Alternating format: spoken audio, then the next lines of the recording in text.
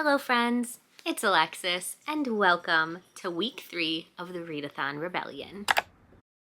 If you have no idea what I'm talking about and need to get caught up, I will have Mel's announcement video linked below for the Readathon Rebellion, as well as my first 2 vlogs. This is a game board based month-long readathon that I have been participating in for the last 2 weeks. And this week we are actually focusing on Objective 2 based on a role I had in the last vlog. And that is to read a book that you found on social media. I did this while filming my September TBR, and the first book to pop up on Instagram that I own physically was The Wishing Game by Meg Schaefer.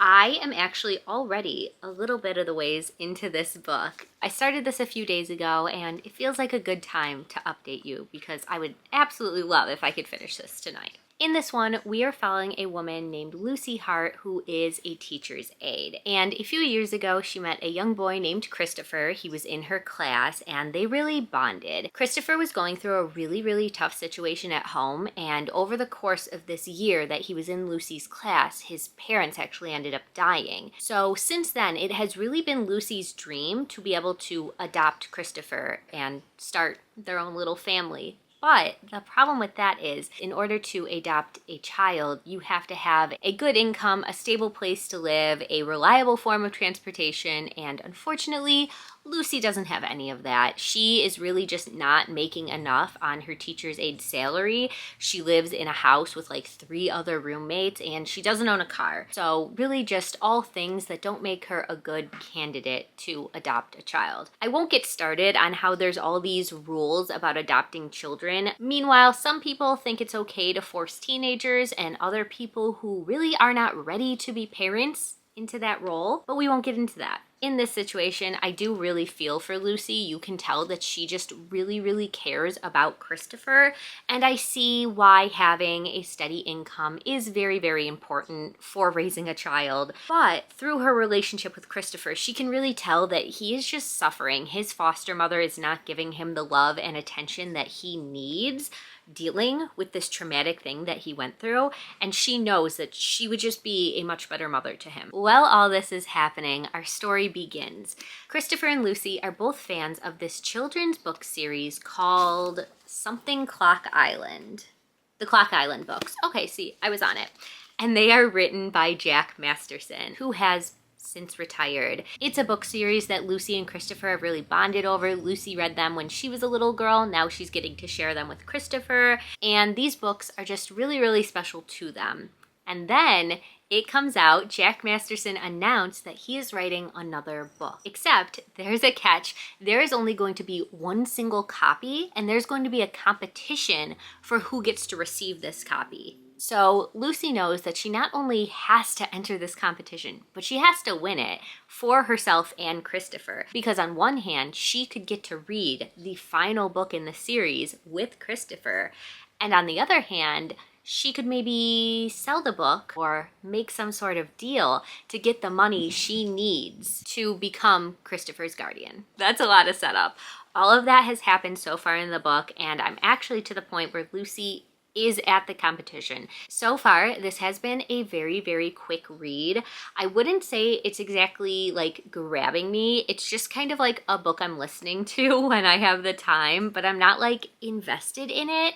I'm hoping that once we get more into it, I'll get more interested, more invested. But yeah, the competition aspect has been fun so far. I see a lot of people compare this to Willy Wonka and the Chocolate Factory, but make it about a book instead of a chocolate factory, and I really get the comparisons. Even the author, Jack Masterson, has this sort of whimsy about him the same way that Willy Wonka did. And so far the competition has been solving these really whimsical riddles. There was the famous riddle from Alice in Wonderland, why is a raven like a writing desk? And also the green glass door riddle, which is just so crazy that it would pop up in here, because have you ever heard of the recency bias that as soon as you learn about something, you start seeing it everywhere? I swear I just heard for the first time about the green glass door riddle like a week ago. I saw it online somewhere, and then as soon as it popped up in here, I have never encountered it before in my life, but I was like, oh my god, I actually know the answer to this riddle? What?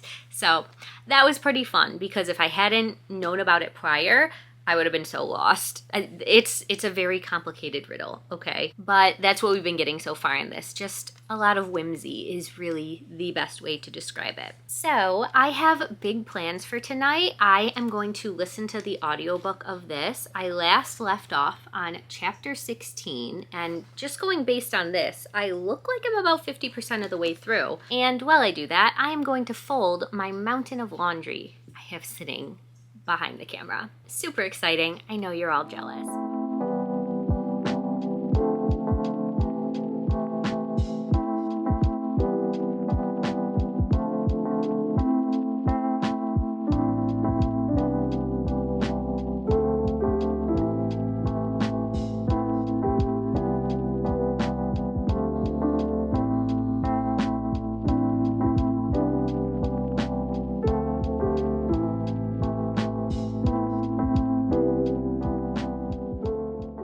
I've now made it to the 75% mark of the audiobook. I had some dinner. I folded 2 baskets of laundry, and I have 1.5 left to go. I don't know. It's fine. It's just really, it's literally just a book I'm listening to. It's nothing special. It's almost a little too cozy for me. I'm just not a cozy book kind of girl unless I'm like really in the mood for it. So yeah, it's just one of those books where I don't really have anything to say because it's kind of whatever. Lucy did just do something annoying. So without giving anything away, something happened that made her consider dropping out of the competition. And thankfully there is a man on the island named Hugo. He is the illustrator of all of the Clock Island books. And Lucy and Hugo kind of have a romance flirty thing going on. So Hugo convinces her to stay, but she did annoy me for a little bit. She just was not thinking. And I feel like the author added it just to add tension, just to further Hugo and Lucy's relationship. Poe is chewing on his ball right in my face because he wants me to throw it. So yeah, it felt unnecessary, but whatever. So still going strong, still gonna try and finish this and finish all of the laundry. Oh my God. Literally eating my words. It's more than just a book I listen to.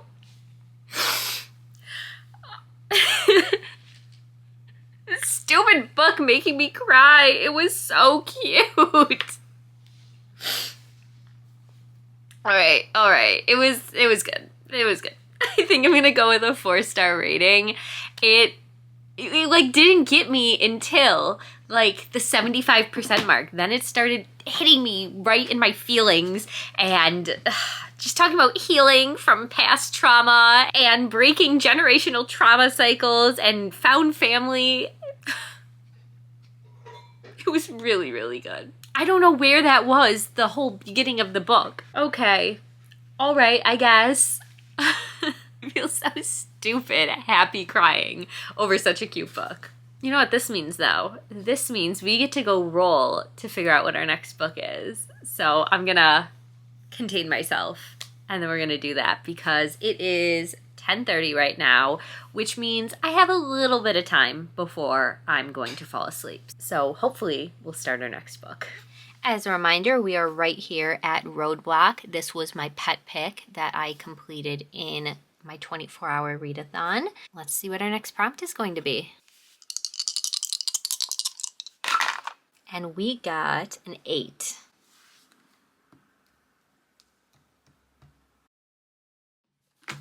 Objective 3, to read a book with an action word in the title, and I am using play as my action word. Play Nice by Rachel Harrison. I actually started this the other night just because I was feeling like it. I got 44 pages in, so I'm really excited that this is our next prompt we're working towards because obviously I'm super, super excited for it. I have loved everything Rachel Harrison has written so far, and I've really been looking forward to this one. So far, in the 44 pages I read, this is reminding me a lot of a book I read earlier in the year, Model Home by River Solomon, and that was a 5-star book. I think the vibes are going to be different, but the premise is very similar. So we are following a woman named Cleo, and she has 2 siblings, just like in Model Home. And when they were young, they lived in a haunted house. Maybe. Their mother claims it was haunted, and she actually wrote a book that became very, very popular about how they lived in this, actually not haunted, but a possessed home. We don't know what that means yet, but a lot of people doubted the mother or said that she was making it up and she was actually abusing the girls, because the three sisters actually ended up being taken away from their mother and grew up at their father's house. So in the beginning of this, we're following Cleo, and she gets the call that her estranged mother has passed away. And we soon find out that the mother was actually still the owner of the possessed house. The siblings all thought that she sold it like many, many years ago, but because none of them were in contact with her, they didn't know that she still owned this house, and she actually died in the house. So I think, based on the synopsis, Cleo is going to go back to the house, maybe try and get it ready to sell, but I also think she's going to read her mother's book for the first time ever. So we're going to be getting dual timelines of what happened when she was a child versus present day. Okay, yeah.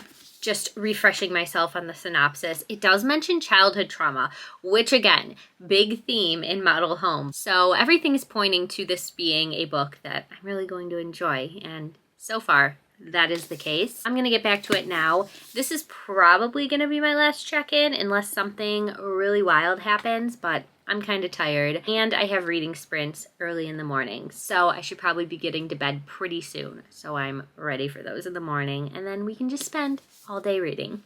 Hello, vlog. Good morning.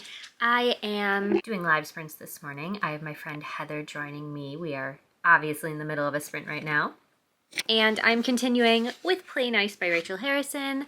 I only got a little bit further in yesterday, about 20 pages before I fell asleep. But we are now officially at the haunted house. Cleo has the keys to the house. She decides she wants to go check it out, just see what kind of state it's in, because she had the idea that she is going to flip it and renovate it and turn it into content for her Instagram. So she gets there and she goes into what was her old bedroom, only to find that it's like perfectly preserved. It literally looks exactly like it was when she was a kid. Nothing has been touched, nothing is disturbed. All of her toys, clothing, everything is still there, except there's a book on her nightstand. And it is her mother's book that she wrote about the house that Cleo has never read. None of the sisters have ever read it. They just kind of wanted to put that part of their lives in the past, and they didn't believe all the lies that their mother wrote about them. They believe, from what people have told them, they were too young at the time to realize, but that their mother was very abusive. She struggled with alcoholism, and this book was her way to try and take the blame off of herself and make it seem like something paranormal was going on. So the sisters have avoided this book their entire life. They want nothing to do with their mother.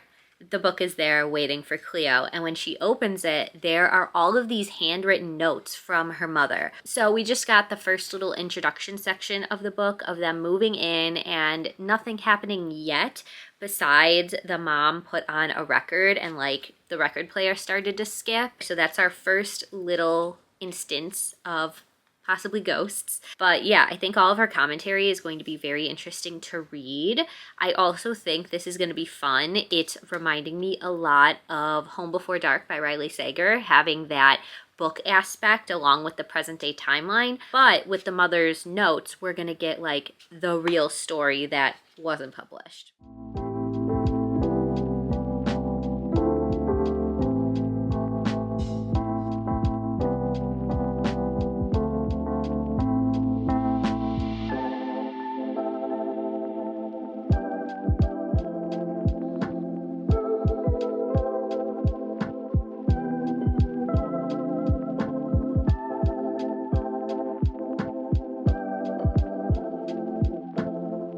Back. I am still sprinting, but I have made it to chapter 16, page 124. Still really enjoying it. Nothing too scary has happened yet. It's been a really slow buildup so far in the book chapters that we're reading, like the mom's notes and everything. We're getting a little bit of spooky stuff happening. She just had a priest show up to bless the house. Really, the mom is the only one that's encountered anything spooky so far, and of course we know present day that the mom struggled with alcoholism. So like, it was something really going on, or was the mom just drunk? So a priest shows up, and according to her account of it, he runs out of the house afraid and basically tells her that he feels something, an entity in the house, and he recommends a different priest who is more familiar with this kind of stuff. So to possibly come to an exorcism or something. We don't know yet. And so far, our main character, Cleo, has really been the subject of the mother's book, but she doesn't remember any of this. So now we're also questioning, is the mother an unreliable narrator and she was making stuff up in the book to make it seem like the house was haunted and she wasn't a bad mother? Or is something going on where Cleo was actually in contact with this entity, this thing possessing the house, and she can't remember for some sort of sinister reason, like maybe the thing is still with her. I'm just very intrigued to know more and to read more of the book, and yeah. Already in present day, some things have been happening to Cleo, like she's waking up in different positions than she went to bed. There is a drawing in her sketchbook she doesn't remember doing. So just very minor, unsettling things happening so far, but I would like if we amp it up a little bit and get more like concrete instances of hauntings. So, a pretty gross scene in chapter 16 involving some dead mice. So, just a warning. I've just made it to page 200. We got a few creepy scenes. I'm still doing sprints. A scene where Cleo was laying in bed and her eyes were closed, but she could feel something looking at her. That always gets me. That is like an irrational fear I also have. And then you open your eyes and nothing's there. Except, okay, that was really, really good. In that same scene, the blanket was also pulled off of her. Like anything to do with like things happening when somebody's sleeping, I am terrified of. Honestly, not too much more has happened. Oh, okay. Cleo does keep finding writing on the walls or on a piece of paper she leaves laying around. So it feels like the entity is communicating with her, but still, it's very slow. Even in the mom's book that we're reading, I don't feel like at this point really anything has happened besides they keep saying there are weird smells. And, oh, this ghost really, really loves peanut butter for some reason. Because there have been 2 instances involving some peanut butter. But yeah, still liking it enough. Just wish the scary parts would pick up more. The one good thing I do have to say is just Rachel Harrison writes the best characters. I really, really, really love our main character, Cleo. And even if I don't agree with some of the things her siblings are, like the way they're reacting to Cleo being at the house and just wanting to uncover secrets about their childhood, they are very like, no, don't think about it, don't talk about it, don't bring it up. I do still really like them, and I just love the relationship. Like, they're all really, really close, so I like that aspect. And something I wasn't expecting, there's actually a love interest in this that I'm like totally invested in their romance. So yeah, hopefully that works out because I like him. Roll credits.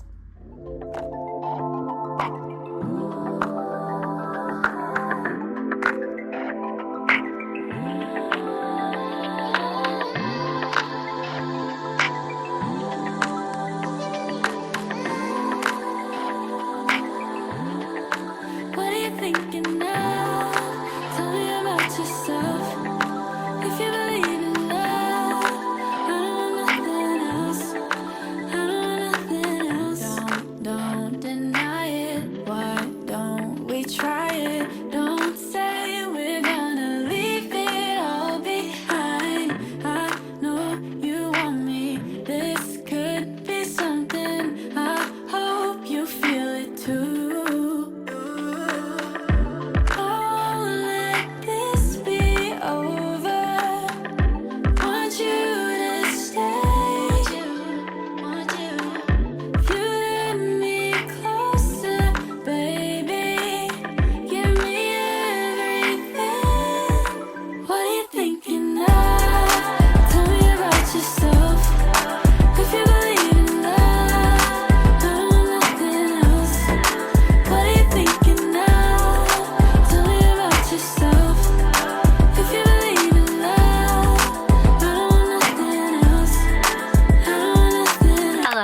Happy Sunday, besties. We did not talk anymore last night, so we need to catch up a little bit. First of all, I did finish Play Nice by Rachel Harrison last night. We ended up going over to my partner's brother's house because today, Sunday, is his birthday and we were surprising him. So we coordinated with his girlfriend that we broke in while they were out and we brought over his present, which we got him this gaming chair and we put it together and we put it in his gaming room with a big bow on it and then snuck back out. So that was my evening, and then when we got home, I sat down and I read the last 100-ish pages that I had of this, and then I immediately fell asleep because I was so tired. So I have conflicting feelings about this, and I've been putting off filming this update because I was waiting for it to like click and for me to be like, oh my god, I love this book. But unfortunately, that's just not how I'm feeling. Don't get me wrong. I don't dislike this book in any way.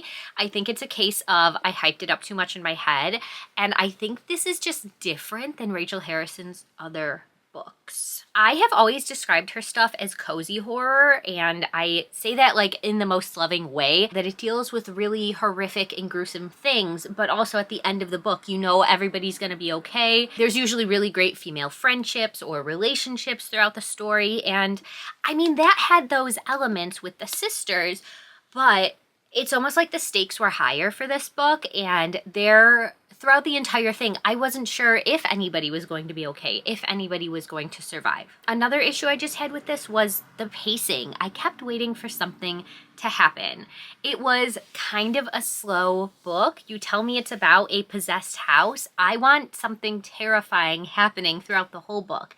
There were little bits here and there, and maybe it's just me being greedy that I wanted more, and it definitely got there at the end, but it took so long to get there. There were definitely scenes in this that were absolutely terrifying. The descriptions of the entity were A+, really, really scary, which again is why this almost didn't feel like a Rachel Harrison book, because it just felt scarier than her other things. And that's fine. She doesn't have to stay the same little box her entire career. She doesn't only have to write cozy horror. She can branch out into less cozy horror, scarier horror, and that's what this was. So that's why it's leaving me confused, because there were definitely good parts of it, but also I just had issues with some things. So I think I'm settling on a 4-star rating. Not my favorite by her, but still a really, really good book. Anyways, moving on to today. Because it's Sunday, we went on our walk together this morning and enjoyed that the leaves were starting to change. Afterwards, we picked up some coffee that I'm still drinking. And now it is time to pick our next book. So I did already roll before this, so I had time to figure out what I was going to read. I will send you back there now. Right, we are back at it for what's probably going to be our final roll, unless we get a 1 or a 2, but let's give it a try. Oh my god, we got a 1. Okay, I'm not mad about it. I have no doubt that I will be able to finish the game before the end of the month. I'm actually a little upset at how fast it did go, so very happy to have another training prompt to do. So we're gonna shuffle our cards. And we're gonna go with training prompt number 3. Close combat is not the only thing that will be needed to complete this mission. Work on some long-range skills. Read a book you've been postponing. I definitely needed time to pick this one because let me tell you, there are so many options. What I'm really, really craving right now is a romantasy. And honestly, that works perfect because I always buy them and then put them off. I just really have to be in a romantasy mood to enjoy them. So I've decided today I'm going to be reading a book that I bought last December. I remember because I got it during Barnes & Noble's after Christmas New Year's hardcover sale that has been on my TBR cart the entire year waiting for me to pick it up. One Dark Window by Rachel Gillig. I have this stunning, beautiful, gorgeous Barnes & Noble edition with the edges. The inside is just as beautiful. And I've really just been postponing this book until the perfect time. And September, literally the first day of fall today, It's time for a gothic romantasy book. I'm so excited for this. This is definitely one that I have seen so many mixed reviews on, and I hope I am in the group of people that love it.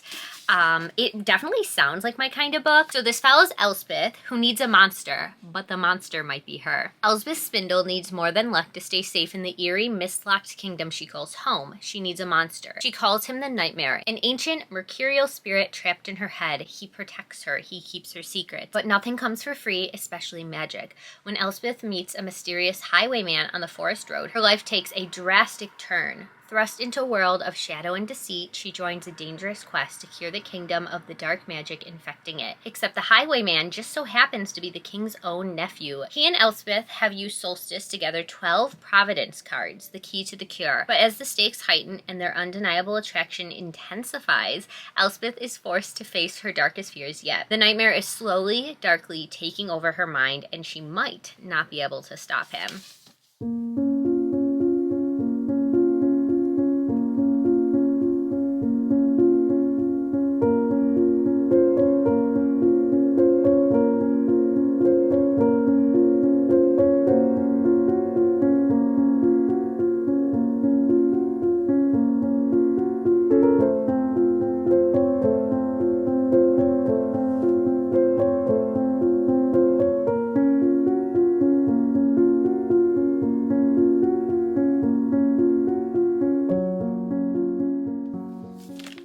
I ended up making it to the 48% mark while working on my reading journal.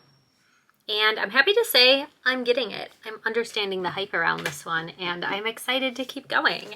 It's definitely giving me the dark, witchy September vibes that I love. It is actually now the first day of fall, right? September 22nd. So yay.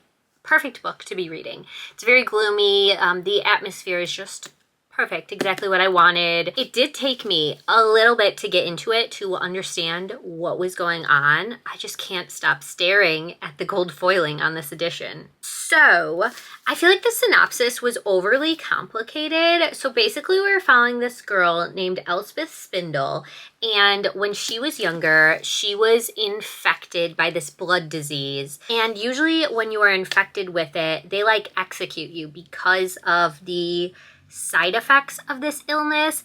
And what Elspeth ended up getting was these powers. The people in charge, the kingdom, don't want this, so they execute people. Elspeth's family hid her away, so now she has survived the illness, but her power is when she touches these magical cards that they call Providence cards, but in my head, and I think everybody else just thinks of them as tarot cards.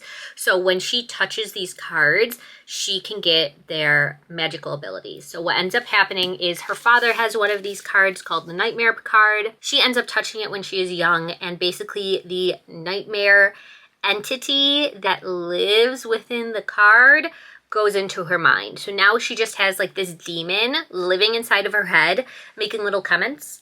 For the most part, she's good with it. She can kind of ignore him or just kind of live with his commentary. He's not affecting her life in a negative way, I guess I would say. And I'm really enjoying the dark tarot card vibes of this story. So now that Elspeth is older, she ends up getting invited to this ball, I think. It's like a party at the king's castle for some reason. And then the king's guard ends up confronting her about this thing that happened early in the story. And it turns out this man named Raven, who is part of the king's guard, is trying to collect all of the Providence cards, a full set of them, because somebody in his family has been infected, a lot like the way Elspeth is hiding her infection. And a way to cure these things is to get a set of the cards. So Elspeth ends up letting it slip a little bit that she has some magical ability. She doesn't tell the whole thing, you know, that she touched the card. She basically lies and says that she has the ability to sense these cards, sense when they're around, because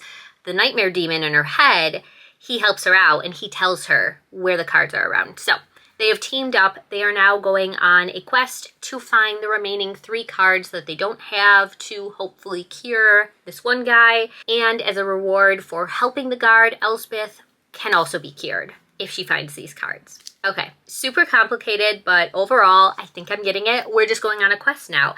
And Elspeth is very obviously falling for the guard raven. I like their banter. I like that he's not just like good guy. He has a little bit of an edge to him. He's hiding things. He's keeping secrets from the king. And I like that. I don't like when the love interest is 100% good. He has to have a little bit of edge to him. I have not listened anymore at all today, but I am excited to keep going, especially now that they have set off on their first sort of search for a card. They got a tip of where one might be. And I feel like we're going to have a lot more interactions between Elspeth and Raven. So.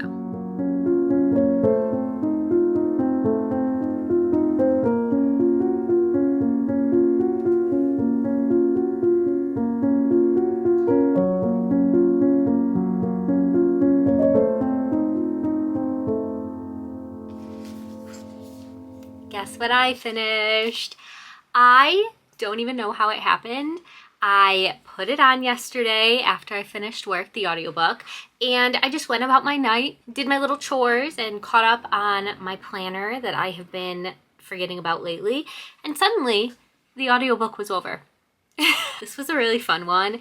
It's not anything, don't look at my missing nail, it's not anything super memorable.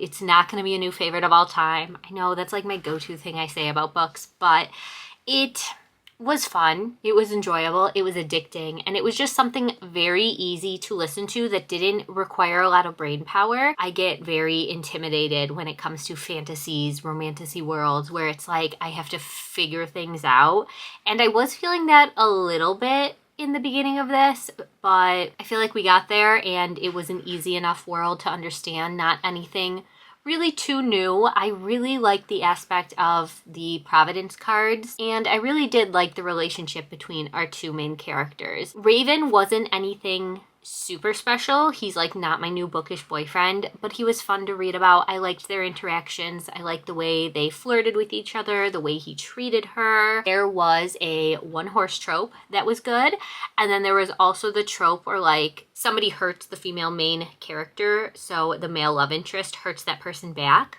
for her. Love that kind of stuff in books. Overall, it was really, really fun.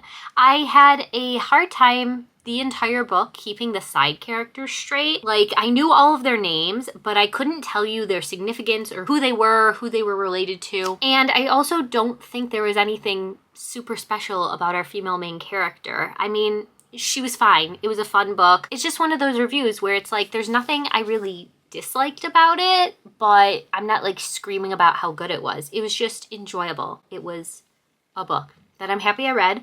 I am interested in picking up the sequel, which I do not own. I want to rate it 4 stars, but is that not okay? Like, I feel like a 4-star book, I should be screaming about like, I loved it. And I'm not with this one. So maybe 3.5 stars is a better rating. I think overall, I just loved the vibes and the atmosphere of this one. 5-star vibes, and I guess 3.5 stars for my overall enjoyment of the story. That's that one. And now, the most exciting thing, we are going to do our final roll for the Readathon Rebellion. At least I'm thinking it's the final roll. I guess technically if we roll another one, we could have to read 2 more books, but that would be really, really funny. So I'm kind of hoping we don't roll a 1 and we can just move on to objective 4, because I would like to wrap up this vlog before I'm going out of town this weekend.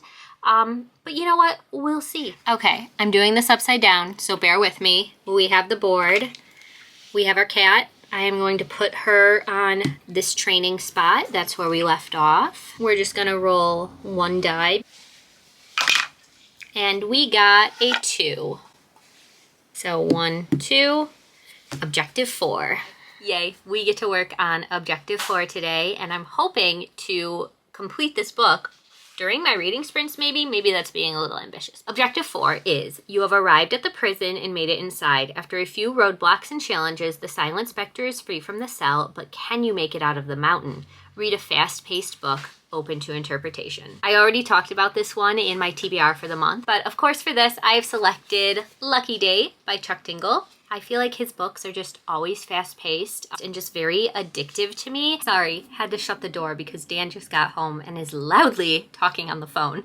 But what was I saying? I think it's going to be a fast-paced book. It's short. His writing is so good, always full of humor and also just strangely touching moments for horror, but I'm absolutely obsessed with Chuck Tingle. So yeah, I am hopeful that I'll be able to maybe finish this during sprints, at least get a far way into it. And this one is all about this casino, I think. There's like this unthinkable disaster where 8 million people died. And now, years later, basically the FBI shows up on our main character Vera's doorstep because Vera is a statistician.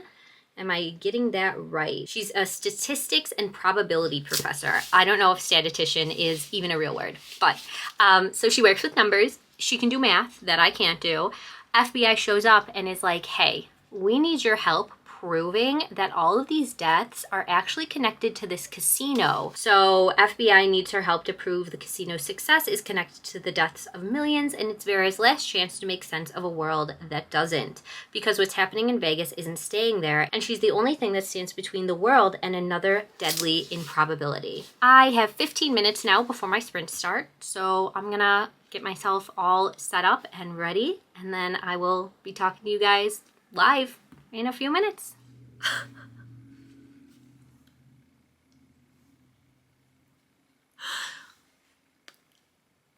What the fuck, Chuck Tingle? What is this? Well, I just finished chapter 2, and this is a wild fucking ride. Oh my god. Imagine the Final Destination movies, like how brutal and honestly over the top ridiculous those death scenes are, but multiply that by like 10. Like millions and millions of people just dying in the most insane ways I have ever read about. Holy shit. I have like whiplash from how fast this book just got into it. I love it. I love it. But like, wow. Where are we gonna go from here? All right, that's all. I'm gonna keep reading now.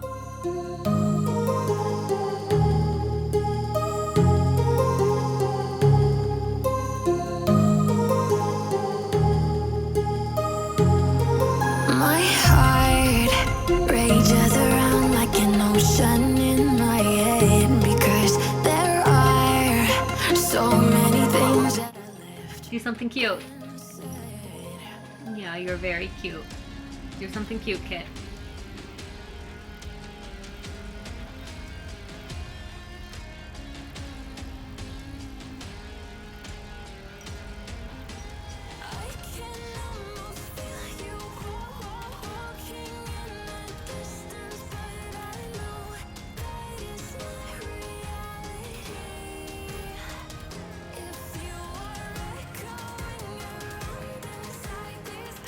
All right, we are back to reading. I have made it to page 66, chapter, they're not numbered. We finally got like the premise of the story, what the synopsis says. We're following this woman named Vera, and she is bisexual. It actually opens up, the first chapter is all about her sexuality, and she's getting ready to come out to her mother and introduce her to her fiance, Annie, that she's been living with. So right as she kind of admits things to her mom, comes out, they get into an argument. The mother says some very biphobic and transphobic things. This event starts happening that has now years later been called the low probability event, and it's as described in the synopsis as just millions of people die in freak accidents, or if they don't die, they get injured. And we are in Vera's perspective as she is literally running for her life. Just the craziest things are happening all around her. I won't go into any details because seriously, I think you should just go into that part blind because the absurdity of it all was incredible. So after that, we flash forward, I think they said 4 years, and Vera is now living alone in her mother's old house in Wisconsin, and she is just in the most depressive state you could imagine. She doesn't move off the couch all day. She is literally living on instant ramen. She has no will to live anymore. So we meet back up with Vera and we get a view into how her life has been since this low probability event when there's a knock on her door. She doesn't care. She doesn't answer the door when people come looking until this man just enters her house and she's like, what the fuck are you doing in my house? And he's like, I am part of the God, I don't remember what they called it, but basically the FBI. LPEC. Do I remember what that stands for? No, I do not. Low Probability Event Commission, a government agency formed immediately following that tragic day, May 23rd.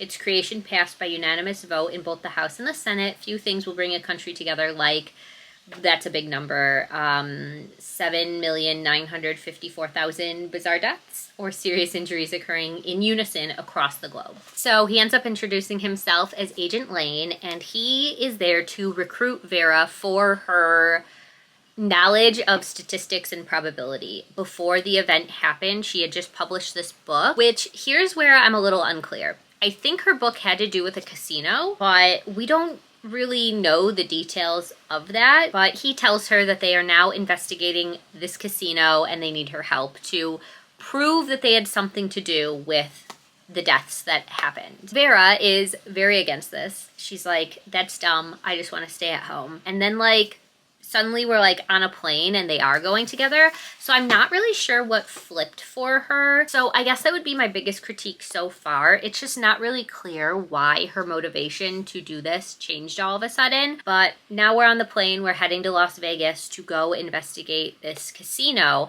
And Agent Lane reveals that the reason they're going there is because there's this theory that everybody that died on this day, May 23rd, had visited this casino before. I only have 29 minutes left of this sprint, and I'm trying to read as much as I can of this, so I'm gonna get back to it. You know, I was all ready to come in here and scream about my love for Agent Lane. Poe, do you have to be chewing on your bone right now, right next to me?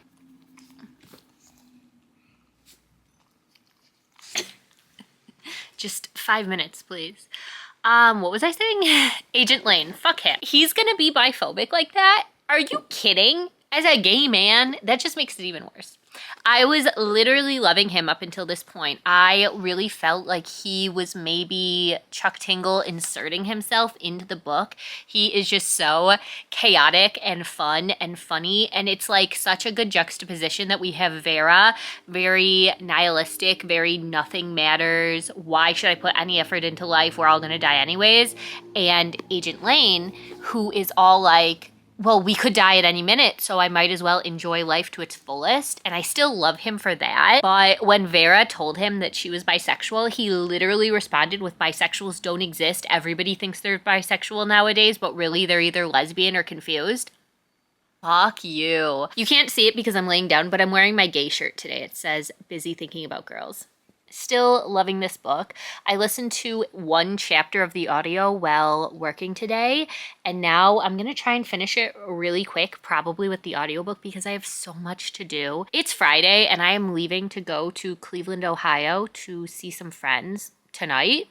Basically as soon as I can get ready to leave, we're going. So my goal before we do leave is to finish this book so I can wrap up this vlog. I need to get back to listening to it.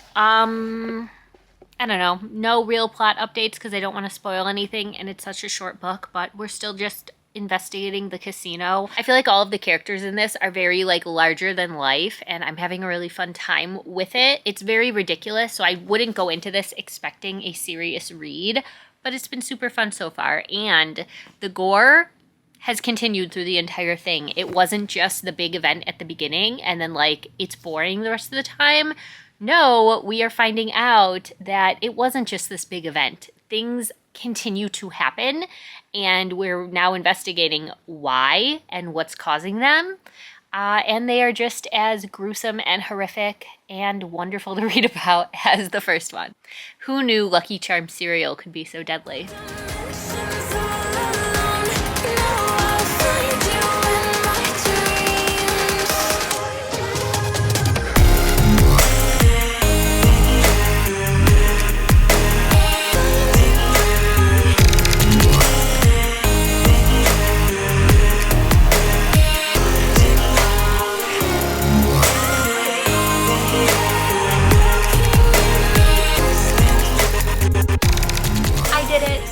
in the nick of time. I ran out of Spotify listening hours. Is this upside down? Why do I always do that? I ran out of Spotify listening hours right before the last chapter. So it's lucky that I'm ready to go, but Dan isn't. So I got to sit down and finish the final chapter. It was fine. It was good. It was a very unique book. I didn't love it the way I've loved his other ones. I do still think I'm gonna go with a 4-star rating.